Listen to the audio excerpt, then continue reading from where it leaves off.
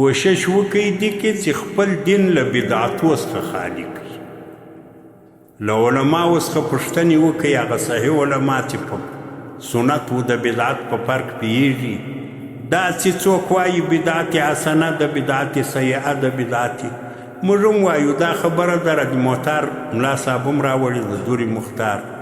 ملا علي قاري هم راوړي ده لیکن هغه خپلې توجیهګانې لري هغه په دغه معنا نه ده لکه دا خلکو چې پامولي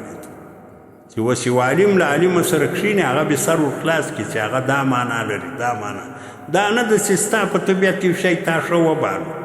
نو سپېره ګونۍ دی درې ته بار کړي داسې کوي دا خیرات ته چې ورته وما یې راوړه ملا صاحب له خیراتو منکر نو خو ته بیا په دې نسبت باندې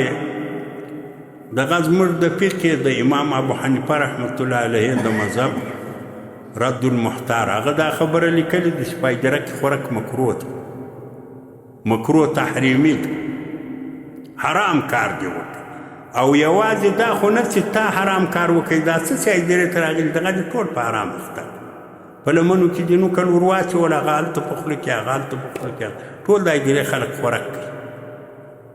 اوس وابي تا بولي وایي خوږې نه مني او اصلي وابي دی د رد معتار نه مني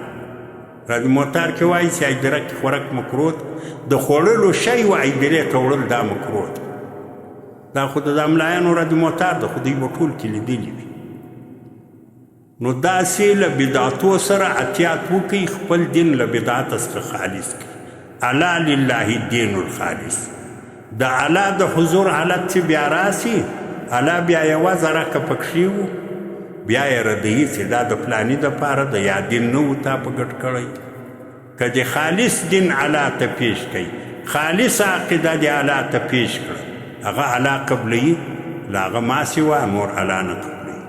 نو دا آخري خبر ده که زما په خبر پوه سوي واس خو ښه خبره ده که نه واس په پوه سوي بل ډول په خیال درغلي بیا د باندې وایاست چې ملا صاحب خیرات نه مني ملا صاحب دعا نه مني ملا صاحب هغه خبرې بیا غلطې دي هغه بیا زما اجازه نه ده چې د باندې وکړي کوم وکړي بیا له ما سره خیانت